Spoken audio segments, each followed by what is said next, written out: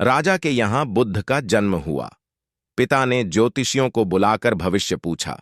उन्होंने कहा, या तो यह सम्राट होगा और या तो यह साधु होगा। एक तरह से देखा जाए तो सच्चा सम्राट भीतर से साधु ही होता है।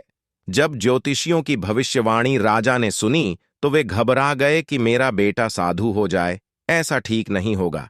राजा ने पूछा, कोई उपाय बताए, क्योंकि मैं चाहता हूं कि राजा का पुत्र राजा ही बने। ज्योतिषियों ने कहा कि इसका लालन पालन व पूरा जीवन बड़ी सावधानी में बिताना होगा।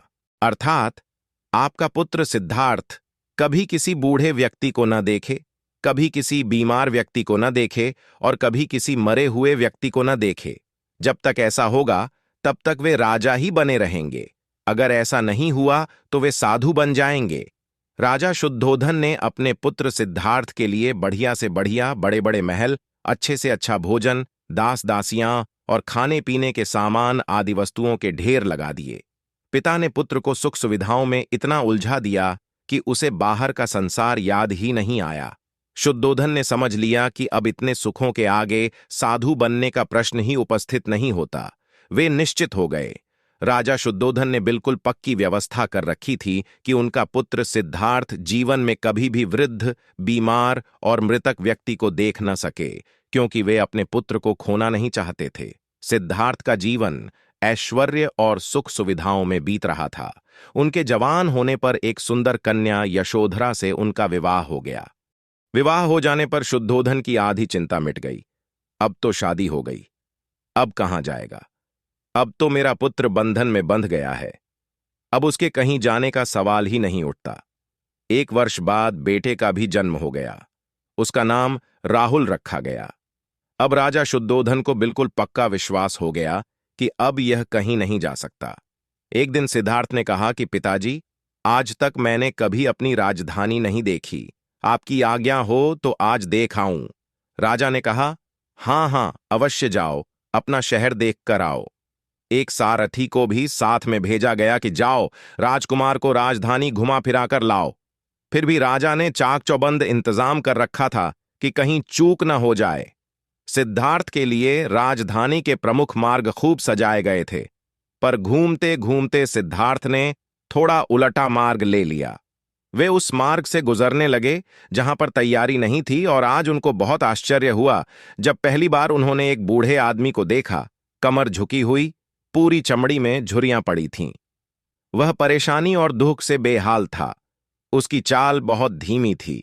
बूढ़े की झुकी हुई कमर को देखकर सिद्धार्थ को एक झटका लगा और सारथी से उन्होंने पूछा, क्या एक दिन मैं भी बूढ़ा हो जाऊंगा?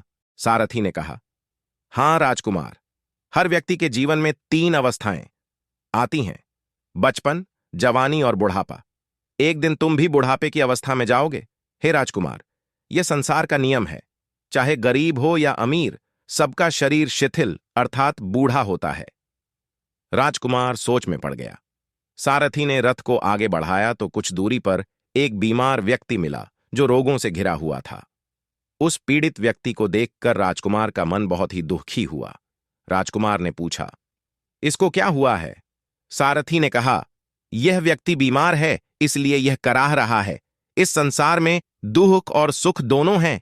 ये अपने अपने भाग्य की बात है कि कोई दुखी है और कोई सुखी है। क्या मैं भी कभी बीमार हो सकता हूं? सारथी ने कहा, आप यह विचार अभी छोड़ दें। समय बड़ा बलवान होता है।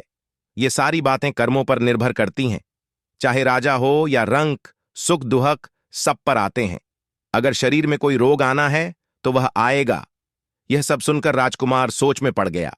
सारथी ने रथ को कुछ आगे बढ़ाया तो सामने से 4 कंधों के ऊपर एक अर्थी को जाते हुए देखा। राजकुमार ने ऐसा पहली बार देखा था। उसने सारथी से पूछा, यह क्या है? यह आदमी मर गया है, यह मुर्दा है। जो व्यक्ति मर जाता है उसको बांधकर श्मशान भूमि में ले जाते हैं, फिर वहां पर उसे जला दिया जाता है। राजकुमार ने कहा, क्या सबको मरना पड़ता है? हां, सबको मरना पड़ता है। यह मृत्युलोक है। जो जन्म लेता है उसे कभी न कभी अवश्य ही मरना पड़ता है।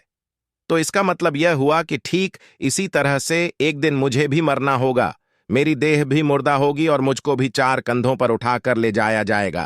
के पीछे घर के सदस्य रोएंगे, तड़पेंगे, और जिस संसार को मैंने इकट्ठा किया है वह सारा का सारा मुंह से छूट जाएगा।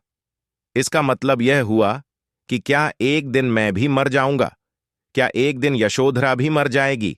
क्या एक दिन मेरा राहुल भी मर जाएगा? सारथी ने कहा, हां राजकुमार, एक दिन मैं भी मरूंगा, आप भी मरेंगे, यशोधरा भी मरेंगी और राहुल भी मरेगा, क्योंकि यह सब मरने के लिए ही पैदा होते हैं। उस रात सिद्धार्थ सो न सके। सोचने लगे कि क्या संसार में इतना दुहक है, रोग है, बुढ़ापा है, और ऐसे में मैं खा पीकर कैसे जी सकता हूं? नहीं नहीं, ऐसा मुझसे नहीं हो सकता। मुझे खोजना होगा उस तत्व को जो दुहक, पीड़ा और शोक से रहित हो, जो भय, भ्रम और भूल से परे हो, जो अनंत आनंद से भरा हो, जिसे पाकर फिर और कुछ पाने की इच्छा न हो। सिद्धार्थ वैराग्य के शिखर तक पहुंच चुके थे। बस उसी रात को उन्होंने घर छोड़ दिया। सारथी से कहा कि नगर की सीमा से दूर ले चलो। नगर के बाहर पहुंचकर सारथी को लौटा दिया। फिर कई दिनों तक वन में चलते गए। एक घने पीपल के वृक्ष के नीचे आसन लगाकर ध्यान में लीन हो गए।